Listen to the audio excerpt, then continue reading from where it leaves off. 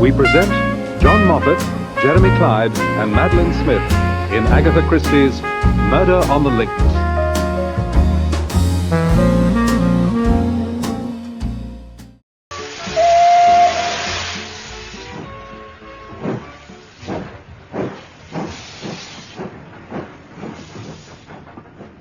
Hell and damnation! Oh, I say. Oh, dear, did I shock you? Oh, no, not in the least. I'm so sorry about my language. Most unladylike and all that. But I've lost my sister. Really? That's most unfortunate. He disapproves. He disapproves of my unladylike language, of me, of my sister, which is most unfair because you haven't even seen her. But now look here. Say no more. Nobody loves me. I am crushed. I knew you couldn't be such a mutt as you looked. Oh. Not that I'm against a little dignified disapproval, and I like a man who can still be shocked in this day and age. You see, my sister and I are in the theatre. You're an actress? Well, I wouldn't go that far. We've got a sort of song and dance act with a bit of comic patter thrown in. It's quite a good idea, and it does get them every time. Somehow they don't expect people to be able to dance and speak. She was enchanting, a curious mixture of child and woman. Though perfectly worldly wise, there was yet something oddly ingenuous in her single-minded determination. We're going to make money, I'm sure of it. If only she hadn't missed the bloody train. Oh, dear. I'd go again. It was a day in early June. I had been transacting some business in Paris and was returning by the morning train to London. So what do you do? I'm a sort of private secretary to an MP. That sounds so important. I'm distinctly impressed. Oh, there's really awfully little to do. Usually a couple of hours a day sees me through. It's pretty dull, too. I don't know what I should do if I hadn't something to fall back on. Your etchings? No. I share rooms with a very interesting man. He's Belgian. He's set up as a private detective in London, now that he's retired from the police. Sometimes he lets me help him out. I just adore crime. I go to all the mysteries at the movies, and when there's a murder on, I simply devour the papers. The miles flew by. We were so absorbed in one another that we were in Calais before we realized it. Goodbye, and I'll mind my language in future. Oh, but surely you'll let me look after you on the boat. Oh, I may not be on it. I've got to find out where that sister of mine has got to. We're going to meet again, surely. Aren't you even going to tell me your name? Cinderella. Ah, Hastings, you are the eternal romantic. You see a girl on the train, you talk to her for a couple of hours, and you do not even know her name. Mon ami, you restore my faith in the absurdity of the human race. And now tell me, what is in the Morning Post? 2 bills, a letter from the Boy Scouts. No doubt they wish me to deliver a lecture. And this, postmarked Merlinville-sur-Mer. Oh, let me see. Well, that's somewhere between Calais and Boulogne, isn't it? Listen to this.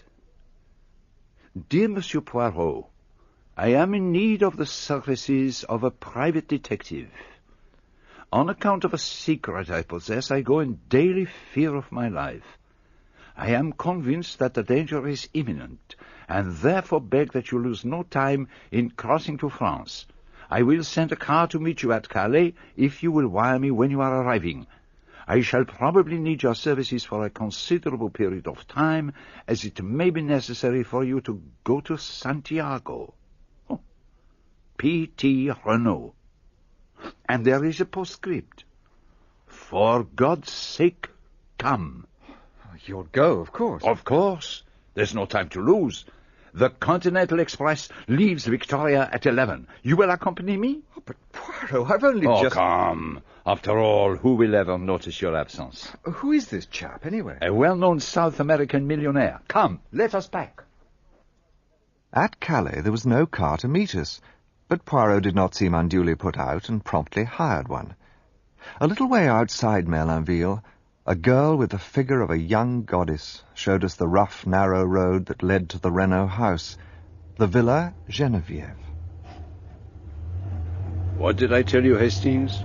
The eternal romantic. But didn't you think she was beautiful? Oh, mon ami, 2 people rarely see the same thing.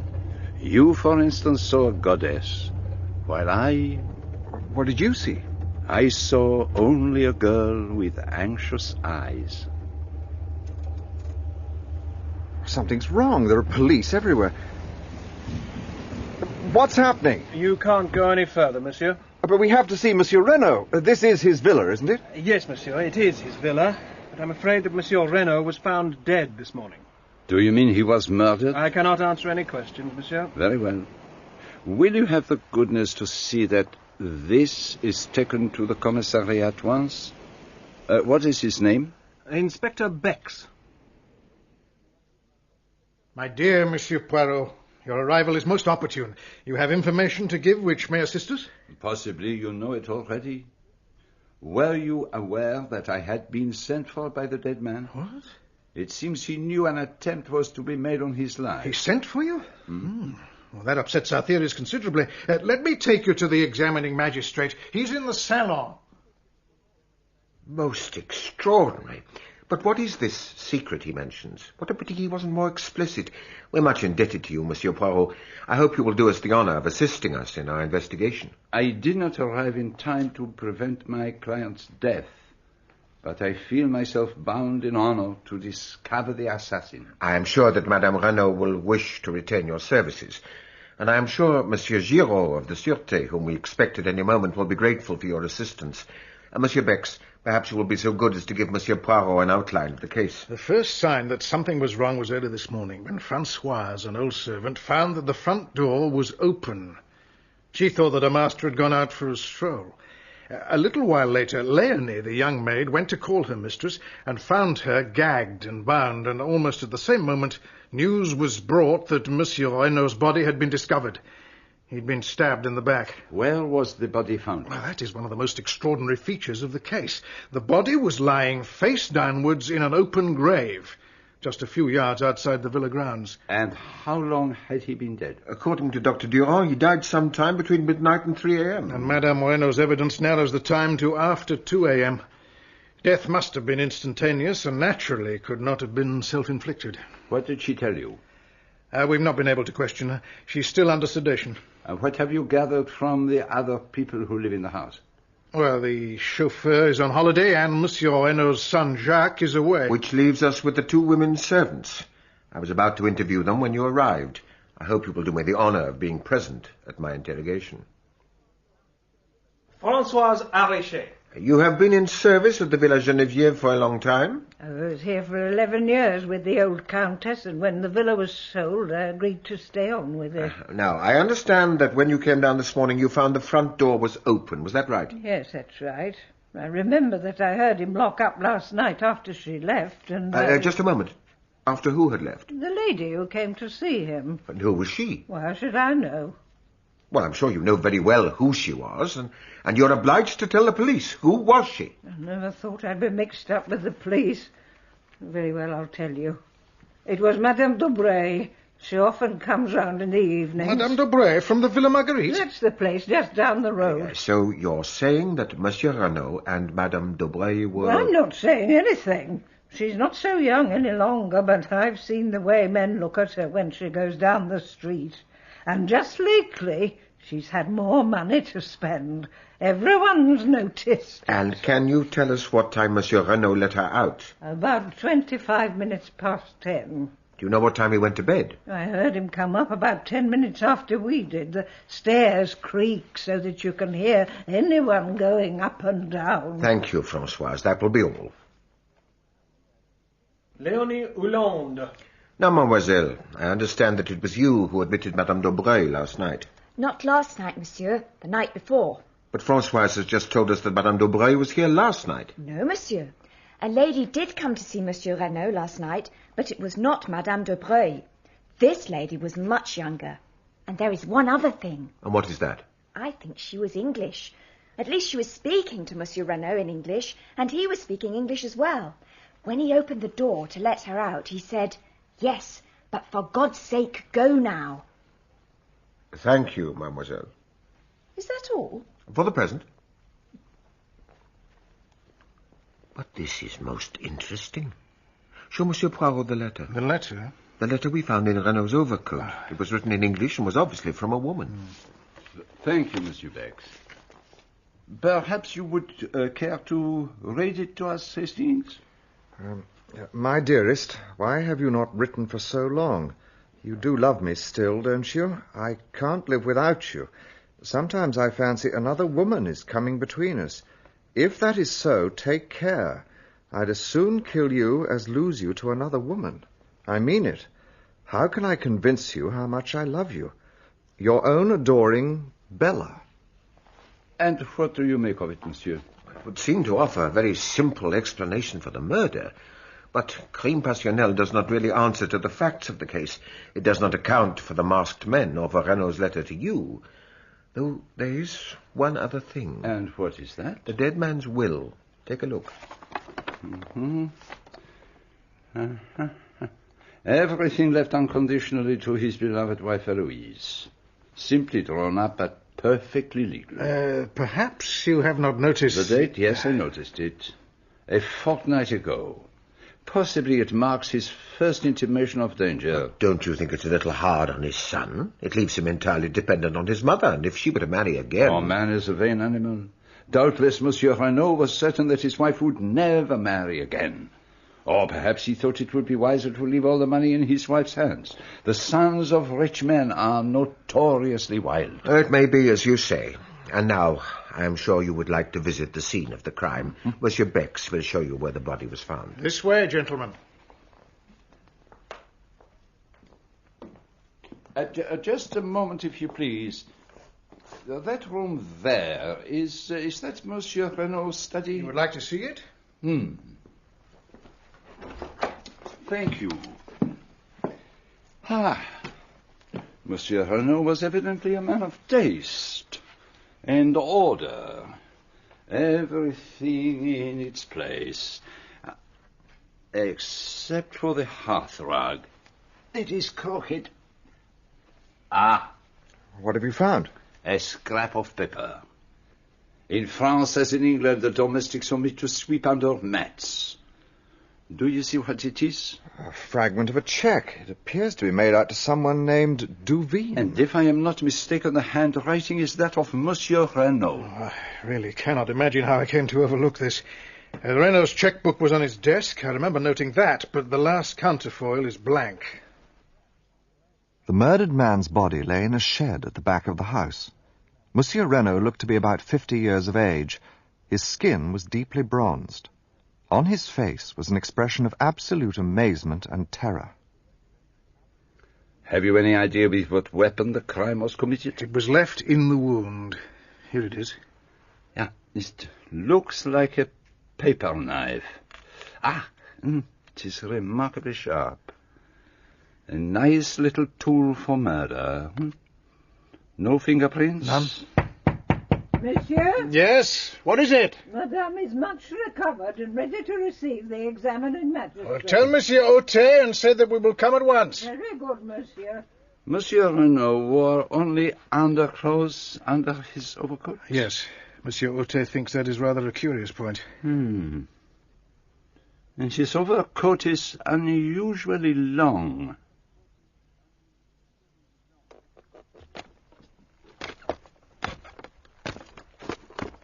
Take care.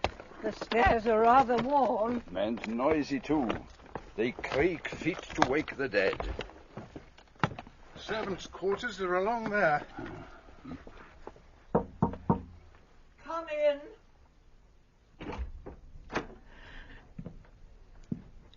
Pray, be seated, gentlemen. I hope that it will not distress you too much to tell us what happened last night. Not in the least. I know that you must act swiftly if you're to catch my husband's murderers.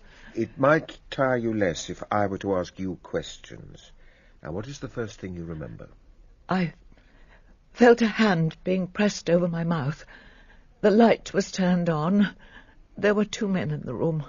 Can you describe them? I could see very little of their faces. They were masked. One was very tall and had a long black beard. The other was shorter and stout, and his beard was red. He was the one who was holding me. He forced a gag into my mouth and then bound up my hands and feet. And what about your husband? They forced him into the room next door. I could hear them talking in Spanish. They said something about a secret, They wanted to know where it was hidden. And then they hurried my husband out of the room. He was only half-dressed. The tall man said, "One sound and you're a dead man." I must have fainted after that. And do you have any idea for what they were searching? None whatever. Tell me, madame, had your husband shown any sign of anxiety before the attack? He seemed distracted, and he wouldn't tell me what was wrong. Were you aware that he had called in the services of a detective? A detective? Yes, this gentleman, Monsieur Hercule Poirot. Madame? I had no idea of this. I see. What time was the crime committed? I remember hearing the clock on the mantelpiece strike 2. Ah, there's a watch on the floor. It looks as if one of the men trod on it. It's mine.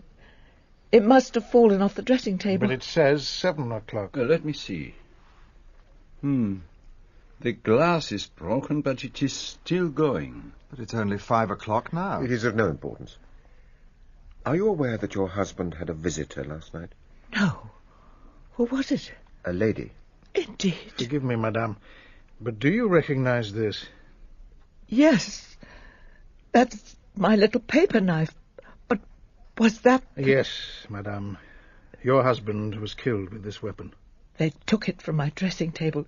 It was a present from my son. It was made from a streamline airplane wire. He was in the Air Force during the war. Which brings us to another matter.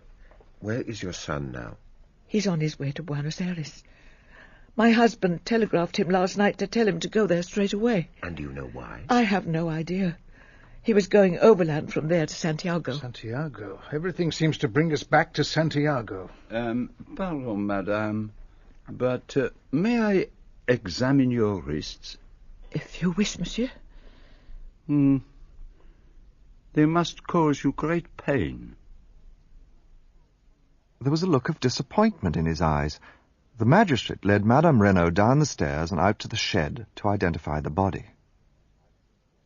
Are you ready, madame? Yes, monsieur. Oh, my God. Paul, my beloved. Oh, madame. Hastings, I am an imbecile. If ever there was love and grief in a woman's voice, I heard it then. I must start again.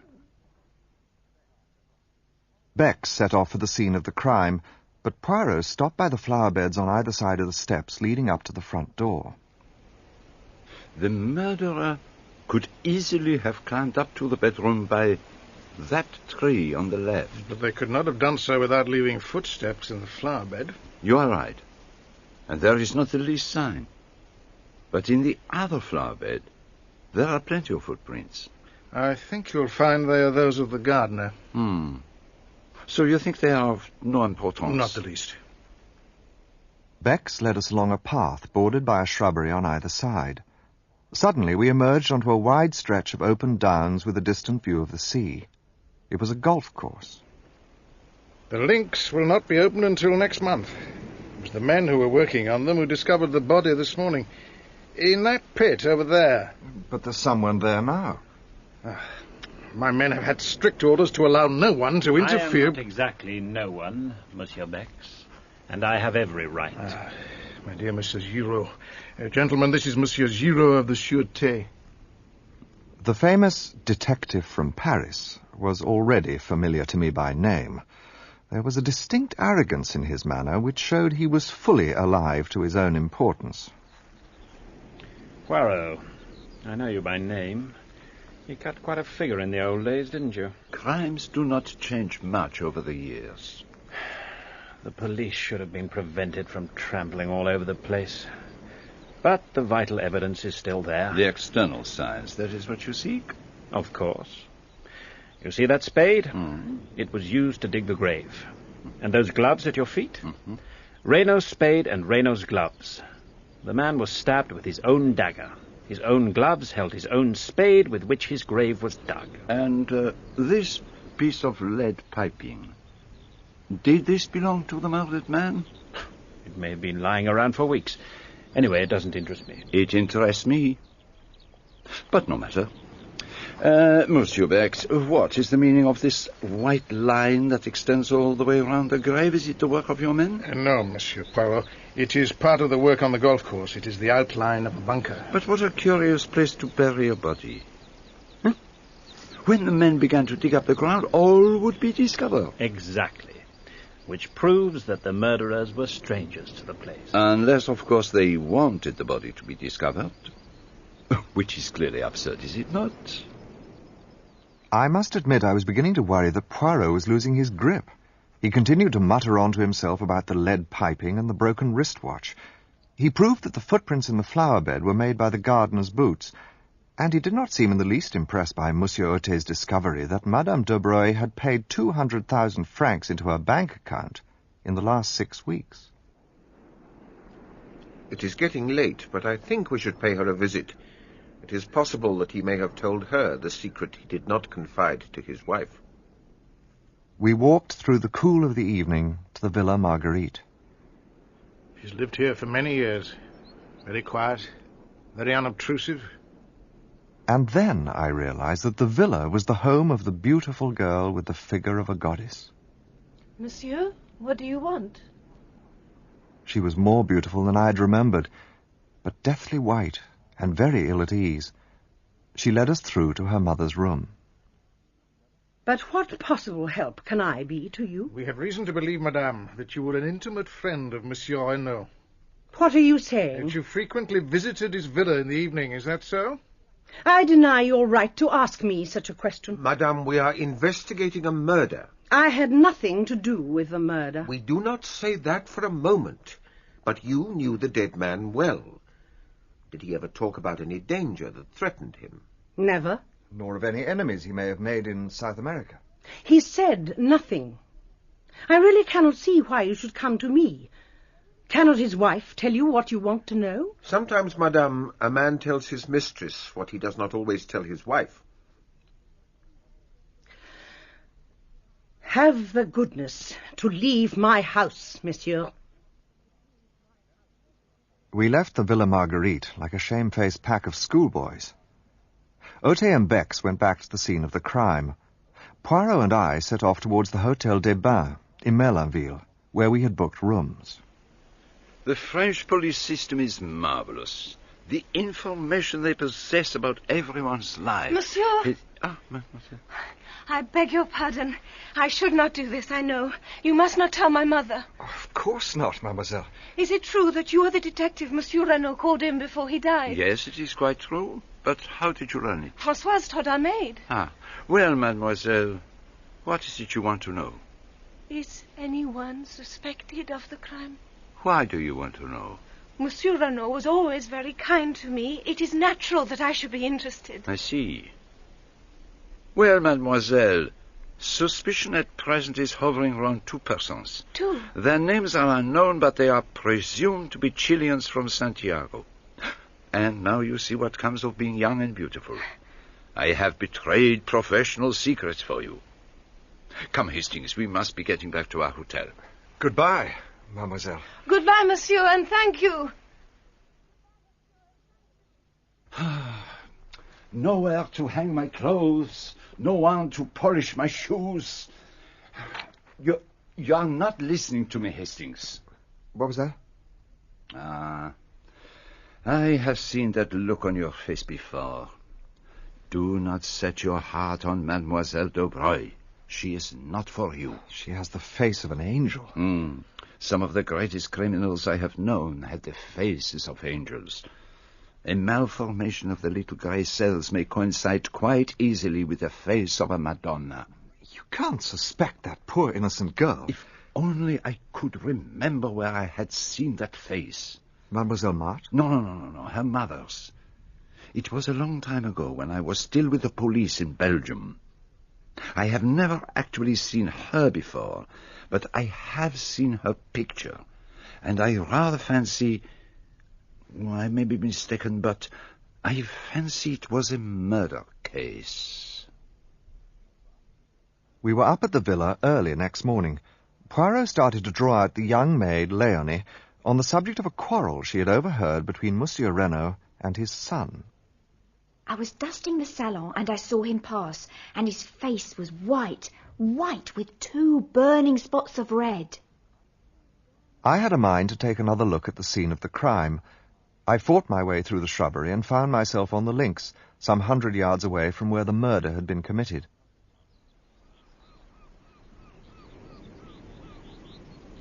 A young lady was standing with her back to me, gazing out towards the sea. She turned and looked at me. What are you doing here? Cinderella! When I last saw you, the day before yesterday, you were going home to England like a good little boy. When I last saw you, you were trotting home with your sister like a good little girl. How is your sister? How kind of you to ask. She's quite well, thank you. She is here with you? She remained in town. I don't believe you've got a sister. What are you doing here, anyway? Resting, I suppose you've heard of the term. And what are you doing here? You remember that I told you I had a great friend who was a detective? I remember. And perhaps you've heard of this murder at the Villa Marguerite. You don't mean to say you're on that? As a matter of fact, I am. Oh, then you must take me to see everything. How do you mean? The place where it happened and the murder weapon and any fingerprints or interesting things like that. I've never had a chance of being right in on a murder like this. Oh, please. I didn't need much persuasion. I told her most of what I knew. I showed her where the body had been discovered. I even got the key of the little shed and showed her the body itself. Oh, it's horrible. To think that a few hours ago he was still alive. Do they know how he was killed? He was killed with a dagger. It's in this glass jar here. Oh, there's blood on it! My God! Let's get you out of here. It's been too much for you. No. I'll be all right. Get me some water quickly. I rushed off to the house. Fortunately, none of the servants was about, and I was able to secure a glass of water unobserved and add a few drops of brandy from my pocket flask. Oh, thanks. Oh, that's better. Why did you let me go in there? Because you insisted. It was your idea. I suppose it was. Well, I'd better be off. But you can't go just like that. You're not well. Nonsense, I'm quite all right now. Won't you let me come with you? There is nothing wrong with me, I assure you. You've been very kind. I hope you won't get into trouble for showing me things. Don't give it a second thought, but you haven't told me your address. Oh, I'm staying at the Hotel de Phare. It's a little place, but quite good. Come and look me up tomorrow. It wasn't until I got back to the villa that I realized I still didn't know her name. I found Poirot in the drawing-room, doing his best to preserve his patience with the appalling Giraud. Monsieur Ote preserved an aloof silence. What do you see there? A cigarette end and a match. And what does that tell you? It tells me nothing. Obviously, you haven't made a study of these things. Oh. It is no ordinary match. It comes from South America. Luckily, it was unlit. Otherwise, I might not have recognized it. Evidently, one of the assassins threw away his cigarette and lit another, spilling one match out of the box as he did so. And the other match? Which match? The one he did light his cigarette with? You have found that also? It is of no importance. The cigarette end is enough. It is a South American cigarette with licorice pectoral paper. But it is only 4 years since Monsieur Renaud returned from South America. Might not the cigarette and match have belonged to him? No. I have already searched among the effects of Monsieur Renaud. His cigarettes were quite different. Tell me, Monsieur Giraud, does nothing strike you as familiar about this case? Is there nothing it reminds you of? I can't say offhand. I don't think so. Nevertheless, a crime almost precisely similar has been committed before. When and where? That unfortunately I can't for the moment remember, but I shall do so. I hoped you might be able to assist me. There have been many affairs of masked men. Man is an unoriginal animal. If he commits a crime, any other crime he commits will resemble it closely. The English murderer who disposed of his wives by drowning them in their baths is a case in point. Where is all this getting us? When you have two crimes, precisely similar in design and execution, you find the same brain behind them both. I am looking for that brain, Monsieur Giraud, and I shall find it I'm sorry, monsieur, but he insisted... Forgive me for disturbing you. Who the devil are you? What do you mean by bursting into the room? I suspect he has every right to do so. You are Jacques Renaud, isn't that so? That is correct. So you did not sail on the Anzora? The ship was delayed for 24 hours by engine trouble. I happened to buy an evening paper and saw the report of my father's death. Sit down, Monsieur Renaud. It must have been a terrible shock for you to learn the news as you did. I hope you will not feel that we are too insensitive. If I'm at your disposal. Ask me any questions you please. I understand that the journey was undertaken at your father's request. That is so. Here's the telegram he sent. Proceed immediately Cherbourg, Anzora, sailing tonight Buenos Aires. Ultimate destination Santiago. Further instructions await you at Buenos Aires. You have been a good deal in South America, I think. I was there as a child, but I was educated in England, and when the war came, I served in the Royal Flying Corps. If you will permit, I would like to put a question to Monsieur Renaud. By all means, if you wish. Were you on good terms with your father? Certainly I was. So there is no truth in the assertion that you had a violent quarrel with him on the eve of your departure for Paris?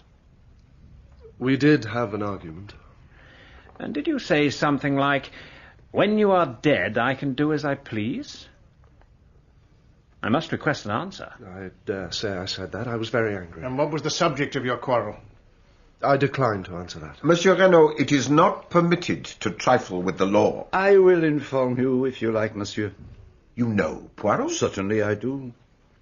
The subject of the quarrel was Mademoiselle Marthe d'Aubray. How the devil do you know that? Is that so, monsieur? Yes, it is. I love Mademoiselle d'Aubray, and I wish to marry her.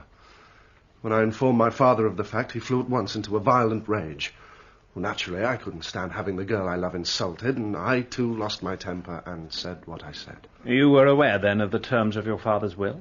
I knew he'd left half his fortune to me, and the other half to my mother, to come to me after her death. Do you recall an unusual present you gave to your mother? A paper knife? The one I made from aeroplane wire. It was the weapon which killed your father. May I see it? Your mother has already identified it, but of course you shall see it. If I might trouble you, Monsieur Beck. Certainly. I will fetch it immediately. In the meantime, let me put another question to you. Are you acquainted with the name of Duveen? Duveen? Bella Duveen. It means nothing to me. Perhaps you would care to read this letter. We found it in your father's overcoat. Can you give us any clue as to the identity of the writer? I've no idea whatsoever. Does my mother? As yet, no. Monsieur le juge. Yes, what is it? The dagger has gone. What do you mean? But I saw it this morning. You saw it, Captain Hastings? There was nothing for it but to make a clean breast of it. Under the circumstances, they were quite remarkably forbearing. Giraud even congratulated me on providing him with a vital clue. But it was Poirot's opinion that I dreaded. He seemed remarkably unconcerned and was more interested in measuring the length of Jacques Renaud's overcoat. Most satisfying. What were you hoping to learn by measuring it? To see how long it was. Tell me, my friend, what are your thoughts about the case? To tell you the truth, I'm very worried about Madame Renaud. There's something about her that doesn't quite ring true. You are right. From the beginning, I have been sure that she was keeping something back. At first, I suspected her, if not of inspiring, at least of conniving at the crime. Why? By the new will, she is the only person to benefit from her husband's death. You may have noticed that I took an early opportunity of examining her wrists. I wished to see whether there was any possibility she had bound herself. And had she? The cords had been drawn so tight as to cut into the flesh. There was no possibility she could have done it. But still there was something familiar about the story of the masked men and the secret. And there was the little matter of the wristwatch. What about it? Now, it is time to employ the little grey cells, my friend. When did the crime take place? Madame Renaud said she heard the clock strike 2 while the men were in the room. And she was lying. The crime took place at least 2 hours earlier. For some reason, it was imperative that it should appear to have taken place later than it actually did. You have heard of a smashed watch recording the exact hour of the crime? Yes, but the watch... The glass was broken, but the mechanism of the watch kept going, which drew my attention to 2 important points. first, that Madame Renaud was lying. Second, that there must be some vital reason for the postponement of the crime. And that reason may have been that the last train left Merlinville at 17 minutes past 12.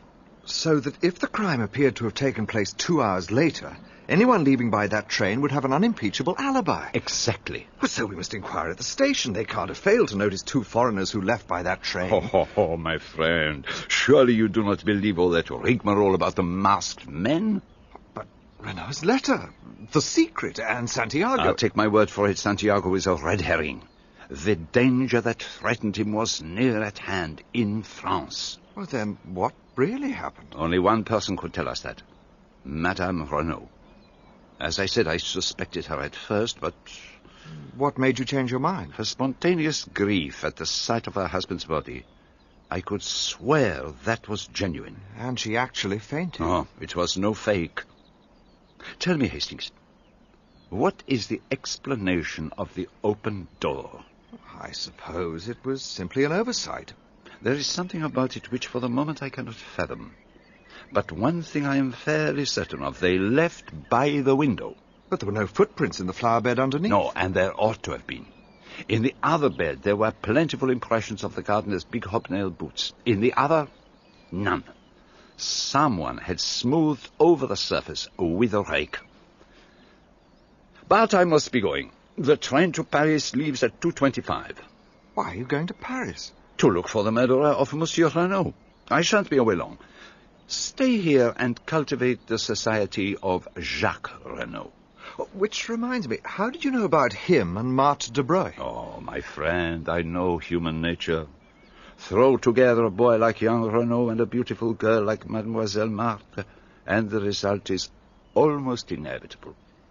And remember, she has anxious eyes. What do you mean by that? I fancy, my friend, that we shall see before long. But I must be on my way. I'll come and see you off. You'll do nothing of the sort. I forbid it. There was nothing I could say to that, so I let him go. I strolled down to the beach in the hope that Cinderella might be disporting herself in some wonderful costume, but there was no sign of her. So I decided to try the Hotel du Phare. I'm sorry, but there's no such lady staying here. But the lady told me herself. She must have made a mistake. There's been another gentleman here inquiring for her. He described her in just the same way. What was he like? He was a small, plump gentleman, very neat, with a stiff moustache. So that was why he refused to let me accompany him to the station.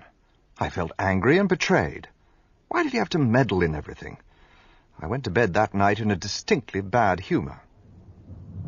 The following morning was heavy and overcast, and an unwelcome surprise awaited me at the Villa Geneviève. It is terrible. There is a curse upon the house. They should send for Monsieur le Curé to bring some holy water. Never will I sleep another night under this roof. But what has happened? Have you not heard? There's been another murder. Who has been killed? How should I know? He is a stranger. They found him up there in the shed, not 100 yards from where they found poor Monsieur Renaud. And that is not all. He was stabbed with the same dagger.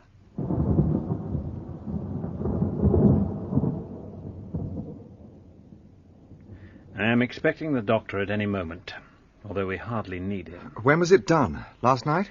I don't lay down the law on medical evidence, but the man's been dead well over 12 hours. When did you say you last saw that dagger? About 10 o'clock yesterday morning. Then it was probably not long after that. The body was dragged in here after the killing by 2 people. They've been careful to obliterate their tracks, but I can see well enough the unmistakable prints of a woman's shoe. She is here, monsieur. Show her in. Madame Renaud, this is the man. Do you know him? No. I have never seen him in my life. You do not recognize him as one of your assailants? No. I do not think so. Thank you, madame. That is all. The doctor is here. Good morning, Monsieur Giraud. At last. We will leave you to get on with your work. Come, Mr. Hastings. There's something I want to show you. Just take a look at this. A woman's hair. It was wrapped round the handle of the dagger. A long black hair. Does it suggest anything to you? Well, I scarcely... It suggests to me Madame de Breuil. But there will be time enough to go into that. I shall confront her and her daughter with the body. But there's something else. Did you look at the victim's hands? No, I can't say that I did. The nails were broken and dirty, and the skin was hard. They were not the hands of a gentleman, but he was dressed as one, and none of his clothing is marked. Monsieur Giraud. Well, Doctor, was I right? The man was killed shortly after 10 yesterday. Monsieur Giraud, that man has been dead for at least 48 hours, and probably longer. The whole thing was utterly fantastic. And then a telegram arrived from Poirot. His train would arrive at Merlinville at 12:28. And needless to say, it was late. It occurred to me that I might pass the time by asking a few questions as to who had left by train on the night of the murder. No, monsieur, there were no foreigners. Very few people took the train. I would certainly have noticed. Did young Monsieur Renaud leave by that train? Oh, no, monsieur. What possible reason could he have for arriving and departing within half an hour? You mean that he arrived at Merlinville that evening? By the last train, 11:40. Ah, mon cher ami, how good of you to come and meet me. Oh, I thought that was what you expected. Now, I have succeeded beyond all expectations. Congratulations. Have you heard the latest here? No, how could I possibly hear anything? We must go up to the villa at once. There has been another murder. Another murder? Ah, then all my ideas are wrong. I have failed. It demolishes my theory. It ruins everything. Oh, no, it is impossible. I cannot be wrong. Unless... Unless what? Unless the victim is a man of middle age, his body was found in the locked shed near the scene of the crime and had been dead at least 48 hours. Oh, you're pulling my leg. You've heard all about it already. Would I do such a thing? No, I assure you that I have heard nothing whatsoever. Then how on earth can you know that? I was right then. The little grey cells, they told me. Come, let us cut across the golf links. I want to take a look at the body. Why are you so interested in a bundle of rags? What do you make of them? Old clothes of the gardeners. If you say so. Dr. Giraud. What is it? There is foam on the lips. You observed it? I didn't notice it, I must admit. But you observe it now? Oh, certainly. It is a very strange wound. It has not bled. Now, what do you think, Doctor? And the dagger is slightly discolored, that is all. I agree it is most abnormal. It is not abnormal at all. It is perfectly simple. The man was stabbed after he was dead. You noticed, of course, Monsieur Giraud. Certainly I noticed. But how was he killed, Poirot? He was not killed. He died. He died, if I am not much mistaken, of an epileptic fit. Poirot was the hero of the hour, but he was terribly concerned that his moustaches had grown limp in the heat of the railway journey, and we returned to the hotel. And just look at my tie. It is a disgrace. Could you pass me the pomade? Here you are. Why did you go to Paris? To find this newspaper cutting. You recognize the photograph? Madame de Breuil. No. Not quite correct, my friend. She did not call herself by that name in those days. That is the notorious Madame Beroldy. Madame Beroldy? Do you remember the name? Wasn't she the one who was accused of murdering her husband? Just so. She was found in her bedroom, bound hand and foot, with her husband dead beside her, and there was some story about masked Russians, but... Yes, that's just like... No. Do not agitate me. The moustaches are at a critical point. And there were two other men in the case, a lawyer called Georges Conneau, who was supposed to have been her lover, and a rich American called... Hiram P. Trapp. And she was supposed to have got Conneau to murder her husband so that she would be free to marry the millionaire. And when Conneau found that he had been used by her, he wrote to the prosecutor making a public confession. He was never found, and she, somehow or other, was acquitted. She swore that she had nothing to do with the planning of the crime. That Connaught had killed her husband out of love for her, and that the first she knew of it was when she saw Connaught standing over her with the blood-stained knife in his hand. But didn't they prove she could easily have got out of her bonds? They did, but she was a very beautiful woman, and her address to the jury was a masterpiece. She had a small child, I remember, a little girl. Whatever became of her? She left to begin a new life in Paris, and nothing more was heard of her. I see everything now. What exactly do you see? But that it was Madame de Broglie who murdered Renaud. Why? What? Why should she murder Renaud? Well, because... You see, we can find no shadow of a motive. She does not benefit by his death. Considered as a mistress or as a blackmailer, she stands to lose. You can't have murder without a motive. And there is something that you are forgetting. And what's that? It was not Madame de Broglie who told us this tale of being tied up by masked men. It was Madame Renaud. And so, we draw nearer to the truth, which is, as always, very curious and interesting. What else have you found out? I have discovered what Monsieur Renaud sent for me to discover. And you know the murderer? I know one murderer. What do you mean? That we have here not one crime, but two. The first I have solved. The second, I must confess I am not sure. But I thought you said the man in the shed died a natural death. Still you do not understand.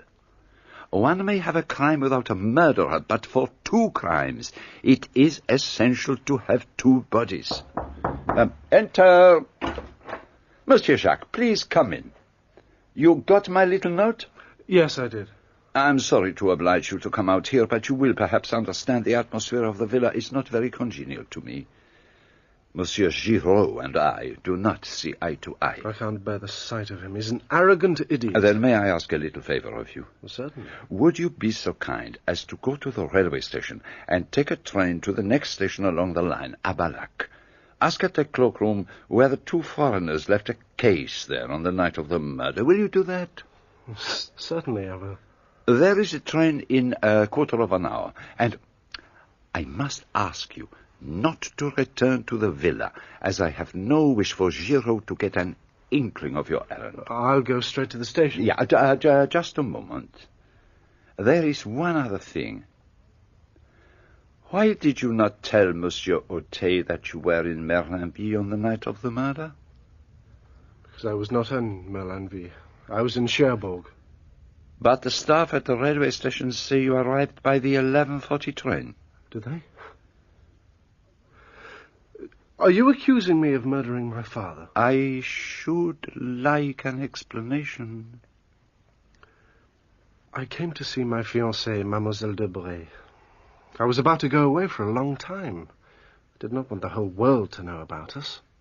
And did you see her? Yes. And afterwards? I found I'd missed the last train. I walked to Beauvais and got a car to take me to Cherbourg. A long walk at that hour of night. Well, thank you, Monsieur Jacques. And now, if you would be so kind as to carry out my little errand. Of course. Au revoir, Monsieur Poirot. Mm-hmm. What was all that about? Why are you sending him off to Abalak? Oh, come, Hastings. Surely it is obvious. Oh, you want to get him out of the way? Your penetration is amazing. Now, let us go up to the Villa Geneviève. But we did not go straight there. Instead, Poirot decided that we should hang about outside the Villa Marguerite, hoping that Mademoiselle Marthe might come into the garden. And, eventually, she appeared. Psst. Mademoiselle, a little word with you. What is it, Monsieur Poirot? You remember asking me if anyone were suspected of the crime? Yes, monsieur. You said they were looking for 2 Chileans. If you were to ask me that question again now, I should give you a different answer. Who then? Jacques Renaud. But that's impossible. You know, of course, that he was here on the night of the murder. Yes, he told me. It was unwise of him to have tried to conceal the fact. Yes, but we cannot waste our time on regrets.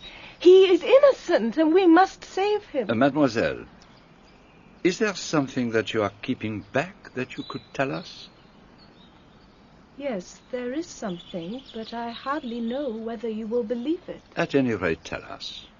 On the morning of the day Monsieur Renaud was killed, I was walking here in the garden when I heard a sound of men's voices quarrelling in the garden of the Villa Genevieve. I pushed aside the bushes and looked through. One of the men was Monsieur Renaud, and the other man was a tramp, a dreadful creature in filthy rags. He was asking for money. At that moment, Maman called from the house, and I had to go. When the second corpse was found, Monsieur Giraud insisted I looked at it. I am almost sure that the tramp and that dead man are the same. But why did you not say so at the time? The body was dressed in gentleman's clothes. It was only afterwards that I... Where are you? Forgive me, I must go. Let us go back to the Villa Hastings. Is she just trying to divert suspicion from her lover? It is a curious tale, but I believe it to be the truth. And she inadvertently gave us the truth on another point. She did not say that Jacques Renaud had been with her on the night of the crime. She simply said, "He told me." If he did not see her, then who did he see? The Villa Genevieve seemed deserted. Poirot led me swiftly to Jacques Renaud's room and very methodically started to search through the cupboards and the desk.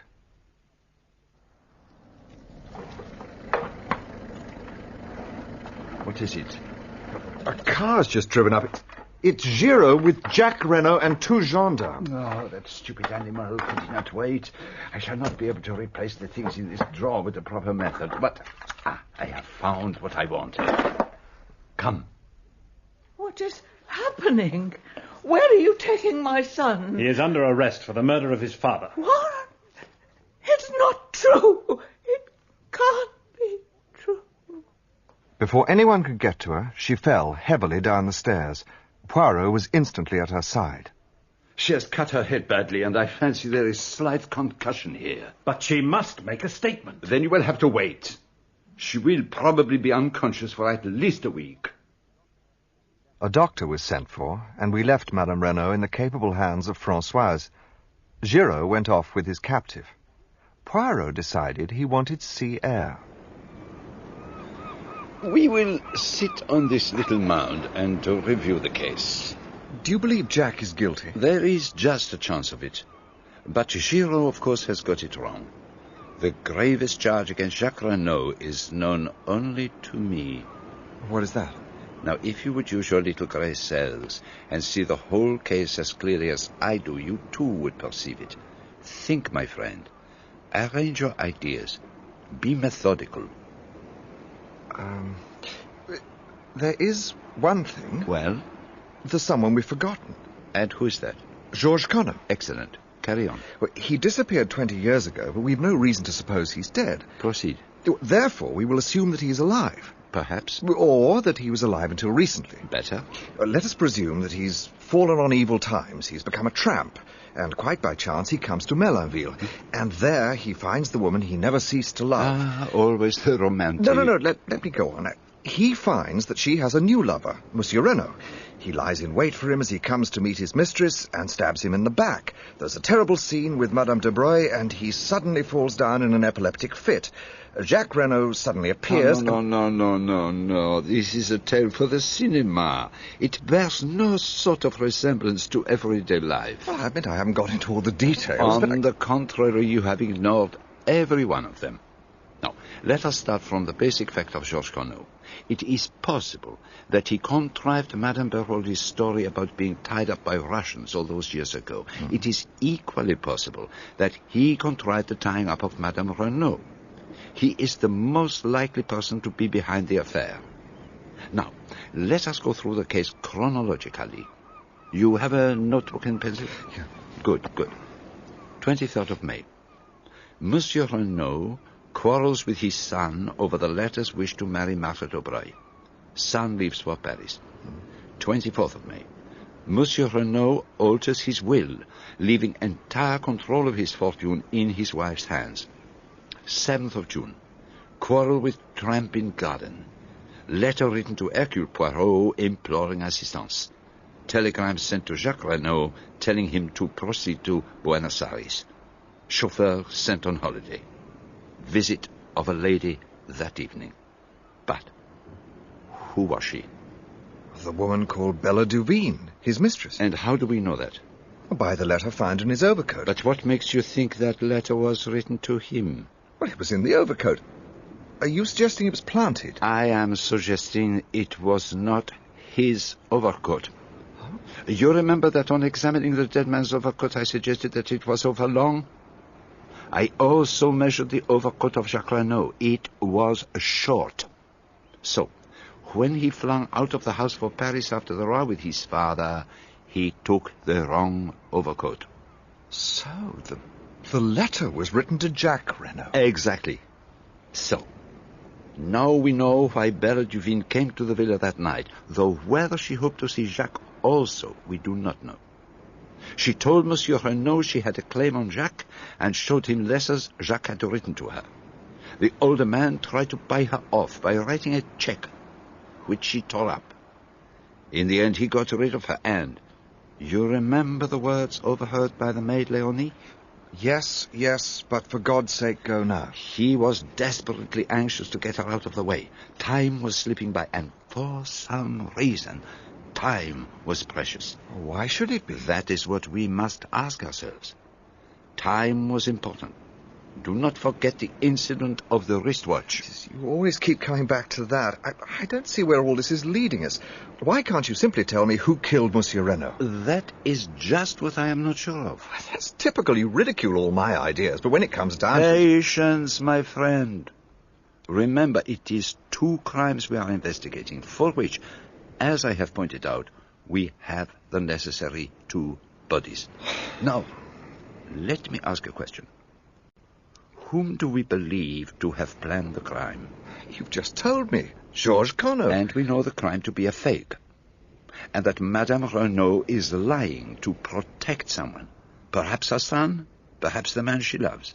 But if Conneau planned the crime and she did it for the man she loved, then she loved Georges Conneau. If you look at it like that. Who then is Georges Conneau? The tramp. Have we any evidence to show that she loved the tramp? No. Now, ask yourself, whom Madame Renaud did love? Whom did she love so dearly that when she saw his dead body she fell down in a faint? Her husband. Her husband. Or Georges Conneau. Whichever you like to call him. But that's impossible. How impossible? Because it would mean that Renaud planned his own murder. Well, mon ami, that is exactly what he did do. But how could any man in his right mind... There is one detail that perhaps escapes you. He did not intend to die. It is almost simple, really. Georges Conneau flies from Justice to Canada. There, under an assumed name, he marries and goes to South America, where he acquires a large fortune.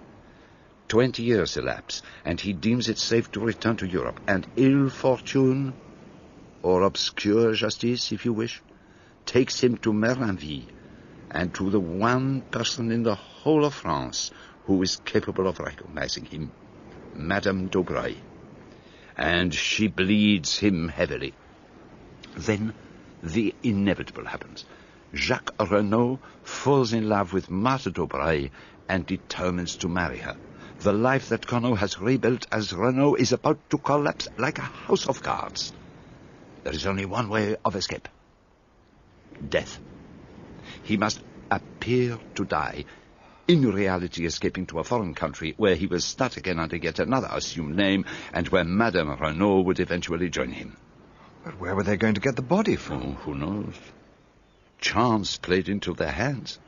A violent and abusive tramp finds his way into the garden. There is a struggle, and the tramp falls down in a fit and dies. But he didn't look in the least like Georges Conneau. Exactly. so the identification must rest solely on Madame Renaud's evidence. The chauffeur and Jacques Renaud are both got out of the way, and having heard of me as a rather obscure elderly detective, he wrote his appeal for help, knowing that when I arrived, the production of the letter would have a profound effect. So, they dressed the body in a suit of Renaud's clothes, and Renaud, or Conno, or whatever you call him, was going to shuffle off on the last train dressed in the tramp's clothes. So he binds and gags Madame Renaud, and then slips out in his overcoat to bury the body on the golf course where it will easily be found. Excellent. Just so. Well, then what happened? Then the justice that he had so long eluded overtakes him. An unknown hand stabs him in the back. Now, Hastings, you understand what I mean when I talk of two crimes. What about the piece of lead piping? Ha! Bravo! You remember it. To disfigure the victim's face so that it would be unrecognizable. And the dagger? There must have been two daggers then. Yes. They stabbed the tramp with one dagger to give credence to Madame Renaud's tale. The second killed Conno himself. Jacques must have had two daggers made. So, what now? Now we must start all over again. What time is the afternoon boat from Calais? About 5, I believe. That will do very well. We shall just have time. Why are we going back to England? To find a possible witness. Who? Miss Bella Duvin. I think I shall be able to find her, particularly with the help of this photograph. He had found it in Jacques Renaud's desk. "With love from Bella" was scrawled across the corner, but it wasn't that made my blood run cold. The likeness was not first-rate, but for all that, it was unmistakable to me. It was the face of Cinderella.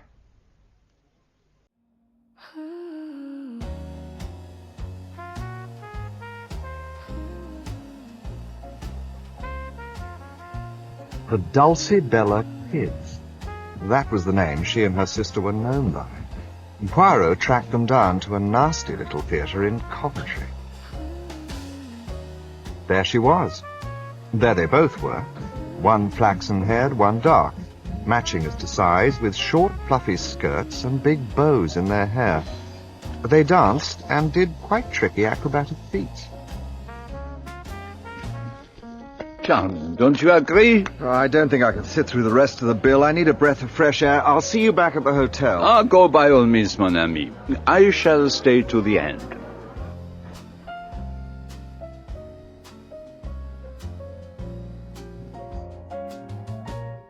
It was only a few steps from the theatre to our hotel. I took a large whisky and soda up to the sitting room and sat staring into the dwindling fire. Suddenly, I was aware of someone standing behind me. I saw you in front. When you got up to go, I slipped on a cloak and came after you. What are you doing here? Was the man with you the detective? Yes. Is he looking for me? Don't cry. Please don't cry. You're safe with me. I'll take care of you. Look, I know everything. Oh, no, but you don't. I think I do. Why did you take the dagger? I was afraid there might be fingerprints on it. Are you going to give me up to the police? Of course I'm not. Why not? Because I love you. You can't. Not if you know. What do you know, then? Well, I know that you came to see Renaud that night. He offered you a cheque and you tore it up. And then you left the house. Go on. What then? I don't know whether you knew Jacques Renaud would be coming that night, but you waited. Just before 12, you saw a figure on the golf links, and you recognized the overcoat as Jack's. Go on. You had threatened to kill him in your letter, and now you knew about Mutt. You plunged the dagger into him. I don't believe for a moment that you meant to kill him. You're right. I can see it all as you tell it. And you say you love me, knowing what you do. How can you love me? I don't know. I think love is like that, a thing one cannot help. I don't ask for anything in return. Love him still if you want to, but let me help you. That's all I ask. You think that I love Jack? Not as I love you. Never as I love you. Oh, Cinderella. What a pretty picture. Poirot. Help me! Quick, I'll hold him. Hastings, is this not a little high-handed? Get out of here, Cinderella, as fast as you can! Oh, mon ami, you do this sort of thing very well. The strong man holds me in his iron grasp, and I am helpless as a child. But all this is uncomfortable and slightly ridiculous. Let us sit down and be calm. You won't go after her. Am I, Giraud? Let me go.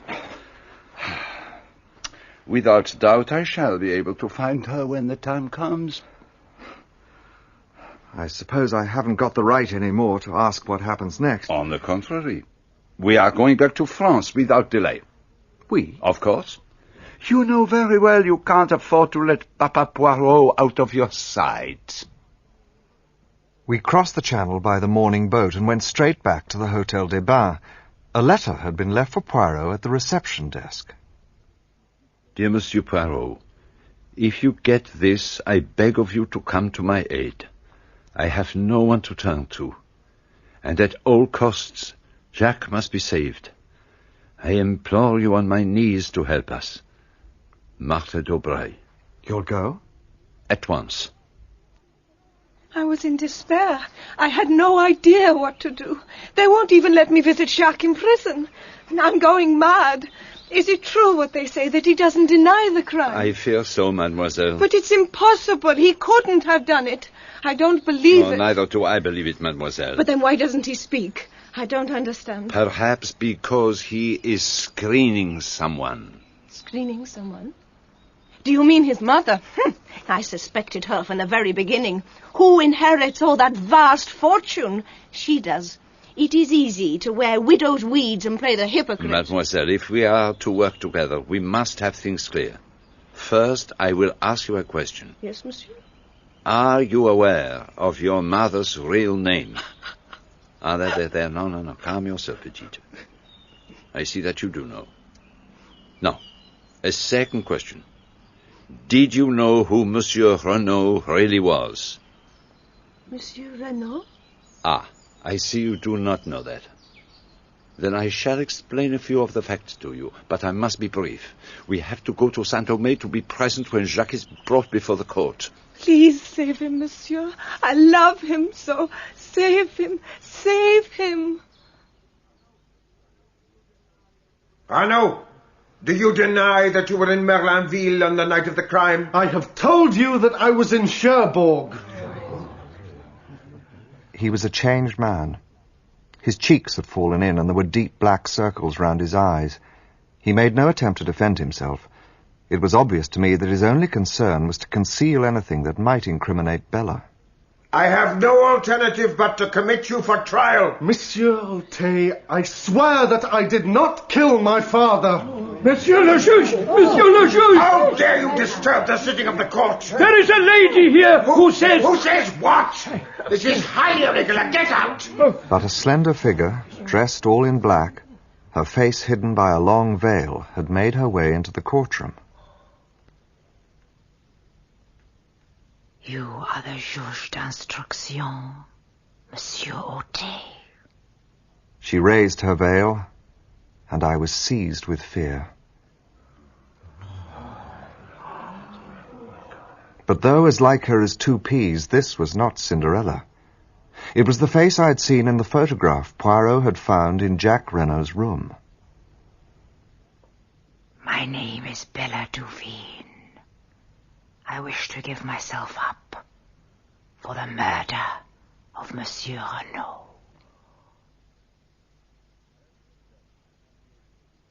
There is a letter for you, mon ami. I suspect it is from your little acrobat. My friend, you will know all by the time you get this. Nothing that I can say will move Bella. She has gone to give herself up. You will know now that I deceived you, and that where you gave me trust, I repaid you with lies.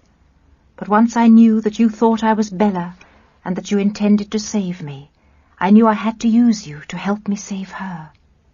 So I went on lying. But as soon as Bella read in the paper that Jack had been arrested, it was all up. I'm very tired. I can't write any more. Dulcie Duveen. And you mean to say you knew all along? Yes, my friend. Why didn't you tell me? To begin with, I could hardly believe it conceivable that you could make such a mistake. The sisters are very alike, but by no means incapable of distinguishment. Why didn't you tell me that night in the hotel in Coventry? You were rather high-handed in your methods. You did not give me a chance. And I was a little hurt at your want of faith in me. But where am I to find her? There's no address on the letter. There's a French stamp, that's all. No. Do not excite yourself. Leave it to Papa Poirot. I will find her for you as soon as I have a few minutes. Ah, Monsieur Jacques. My heartiest congratulations. I had to come and see you. What's going to happen to Bella? I went through all that to protect her, and now it's all no use. If I were you, I should not distress myself unduly. The French courts are very lenient to youth and beauty and the crime passionnel. I've treated her shamefully. I should have told her the truth after I met Marthe, but I was too much of a coward. Could you tell us exactly what did happen on that terrible evening? Well, as I told you, I came from Cherbourg to see Marthe. The train was late, and I decided to take a shortcut across the links. Then I heard a strange cry. It wasn't loud, a sort of choke and gasp. I came round the corner of a bush. In the moonlight, I saw a figure lying face downwards with a dagger sticking in his back. Then I looked up and saw her. She was looking at me as though she saw a ghost. All expression seemed frozen out of her face by horror. Then she turned and ran. And afterwards? I thought I'd better get away as fast as I could. I went back to Cherbourg. Thank you. There is something you should know. Your mother has regained consciousness. I am about to go to the Villa Geneviève. Will you come with us? I will come, but I would like to ask a favour of you. Whatever you wish. How would it be if you went on first to break the news to Mother that I'm free? While you break it in person to Mademoiselle Marthe. Of course, by all means. But let us be off. When we got to the villa, Poirot insisted on going up to see Madame Renaud alone, while I paced about the salon. It was some time before he reappeared, looking unusually grave. I would hardly have credited it, but women are very unpredictable. What has happened? I fear we are in for serious trouble. Madame Renaud... Here are Jack and Marthe. We came as quickly as we could. It is better you should not go up. Your mother is very upset. But I must see her. No, Monsieur Jacques. But Jacques and I... In any case, do not take Mademoiselle with you. And if you do insist on going up... I thank you for your good offices, Monsieur Poirot. But I will make my own wishes clear. Mother. I am no mother of yours. You are no son of mine. From this day and hour, I renounce you. But Mother, what have I done? Your father's blood is on your head. You thwarted and defied him over this girl, and by your heartless treatment of another girl you brought about his death. Tomorrow I intend to take such steps as shall make it certain you shall never touch a penny of his money. Make your way in the world as best you can, with the help of a girl who is the daughter of your father's bitterest enemy. Slowly and painfully she went back up the stairs. Jack Renaud swayed and nearly fell. The events of the last few days have proved too much for him. Now, where can we take him? To the Villa Marguerite. We will look after him, Maman and I. A doctor was sent for, who prescribed perfect rest and quiet, and advised someone to sit up with Jack, but I knew that Marthe would do that anyway. Poirot and I went back to the Hotel des Bains. Has an English lady, a Miss Robinson, arrived? Yes, monsieur. She's in the little salon. Good. Come along, Hastings. But who on earth is Miss Robinson? Oh, go on, mon ami. Do you think I wish to trumpet abroad in Merindie the name of Duvine? Cinderella. Thank you, Monsieur Poirot. Now, mes enfants, for the moment we have no time for sentiment. There is work ahead of us. Mademoiselle, were you able to do what I asked you? Here it is.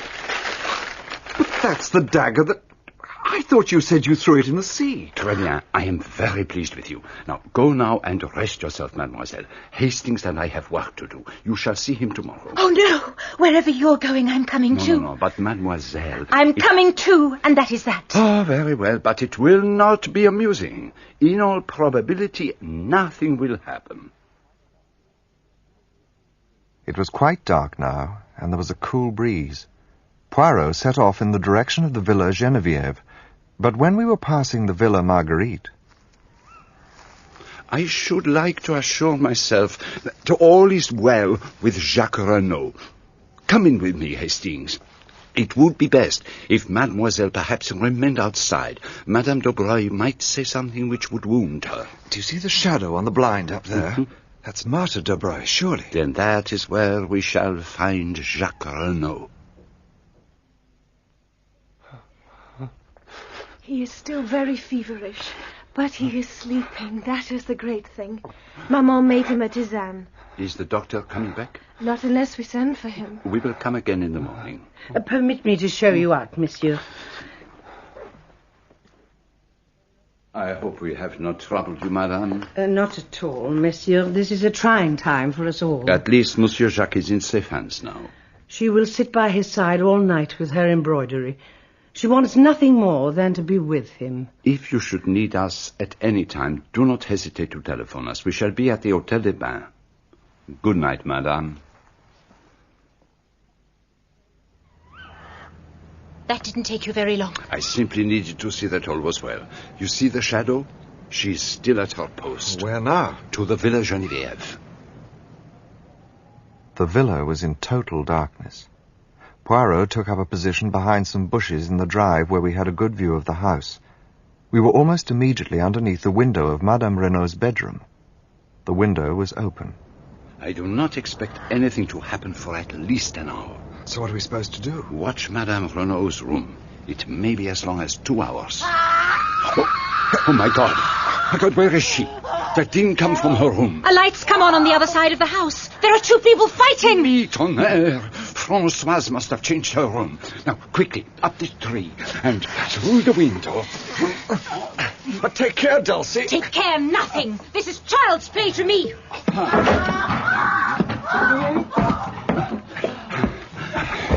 Oh, mon Dieu, the door of the room is locked and bolted. It will take too long to burst it open. Where is Françoise? Let me try. No, it is useless. Françoise! You're wasting your energy. I'm the only one who can do anything. Huh? Where are you going? I'm going to climb round to the window by the outside. Be careful, you'll be killed. No, you forget she is a professional acrobat. Let us pray she is in time. Monsieur Poirot, what's going on? Why didn't you tell me she changed her room? Where is your mistress? In the room, down the passage, this way. But you can't get in. The door's locked and bolted on the inside. It's all over. What? She's safe? I got here just in time. God, you came. I was nearly strangled. Where is it? Over there. Dead? I think so. That marble fender's got a very sharp edge, and it was a very heavy fall. I'm sorry. Sorry. But for you, I would have been killed. But who is it? The murderer of Monsieur Renaud and the would-be murderer of Madame Renaud. The figure was wrapped in a fold of some dark material. I knelt down and lifted it up, and looked into the dead, beautiful face of Marthe d'Aubray. No, my friend, it was not a dream. I simply don't understand. Surely it was Bella Duveen who killed Renaud. She said she did, but that was simply to save the man she loved from the guillotine. But didn't Jacques Renaud say that he... He said they both arrived at the scene at the same moment. Each took the other to be the perpetrator of the crime, but neither of them was the murderer. It was a cold-blooded, premeditated crime which could only have been committed by someone who knew what the Renauds themselves intended to do. And then I remembered what Marthe d'Aubray had told us about seeing the quarrel with the tramp. What if she had seen the tramp's death and not been called away by her mother, as she said? And what if she had heard the conversation between the Renauds which followed? What possible motive could she have had for killing Renaud? Money. Renaud was a millionaire several times over, and at his death, half of that vast fortune would pass to his son. Or that is what Jacques believed, and what Marthe counted on. But Renaud stood inexorably in the way of her marriage with Jacques.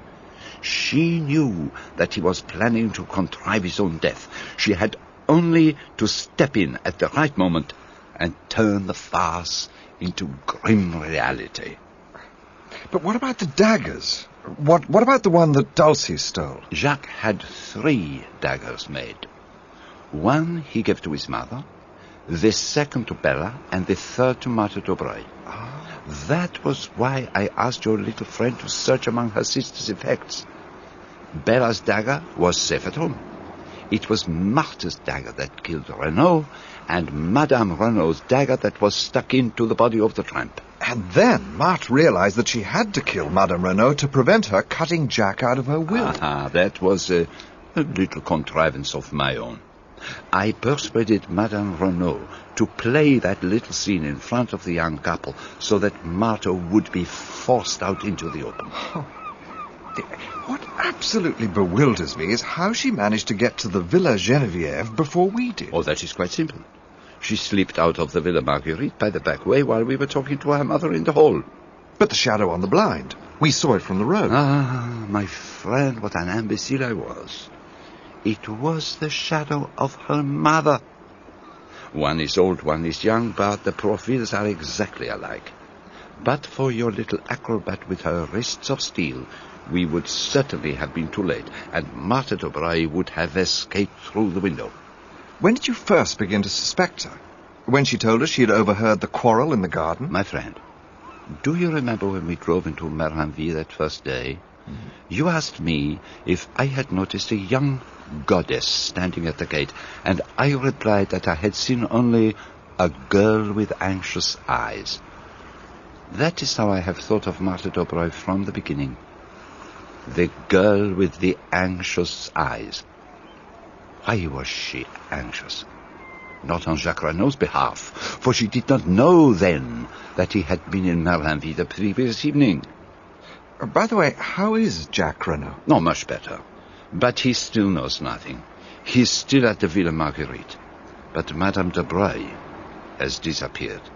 The police are looking for her. Was she in with her daughter, do you think? We shall never know. Madame is a lady who can keep her secrets. And I doubt very much if the police will ever find her. What is your friend Giraud going to say of all this? He knows already. He has a crisis of the nerves. He has been obliged to return to Paris. A few days later, Jacques Renaud came to see us, with a resolute expression on his face. Monsieur Poirot, I've come to say goodbye. I'm sailing for South America almost immediately. I mean to start a new life out there. You go alone, Monsieur Jacques? My mother goes with me. I shall try. No one else? What do you mean? A girl who loves you very dearly, who has been willing to lay down her life for you? Bella, how could I ask her? After all that's happened, could I go to her? Women have an infinite capacity for understanding. Yes, but I've been such a damned fool. You have a new and wonderful life before you. Ask her to share it with you.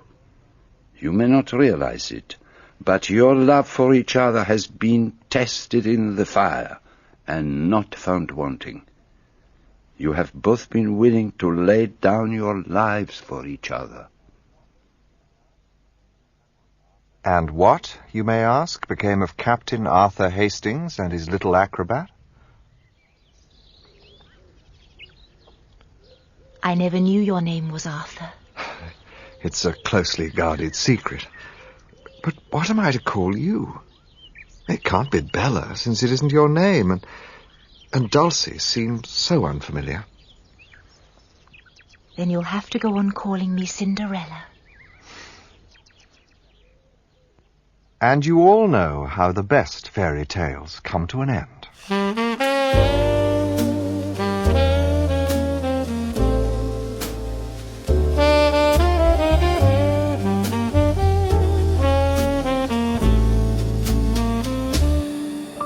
The night fades out in silver light. Footsteps lost before the dawn.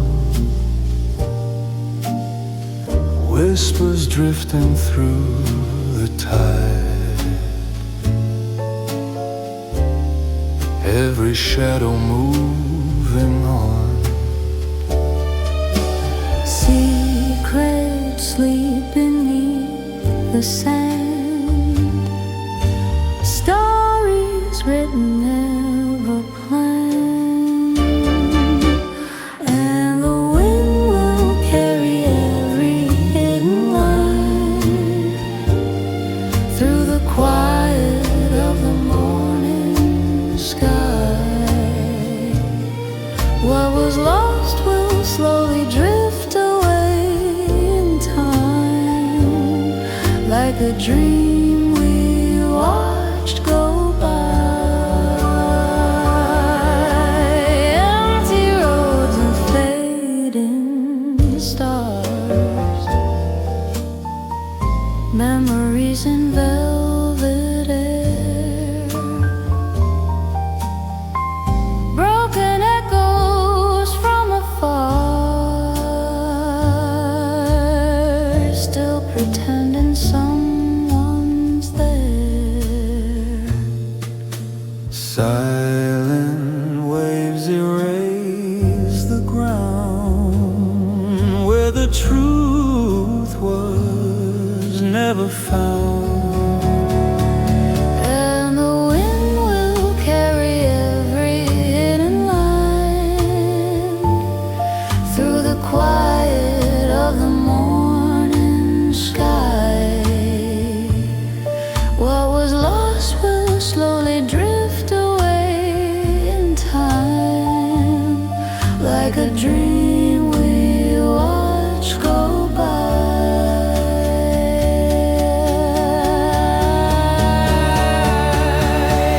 Softly the night closes the door,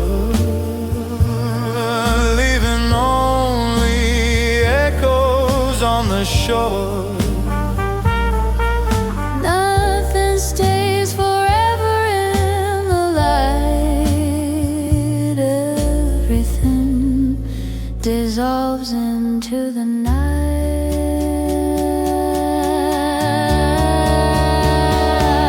And the wind will carry every hidden line through the quiet of the morning sky. What we were will slowly drift away in time, Like a dream we said goodbye.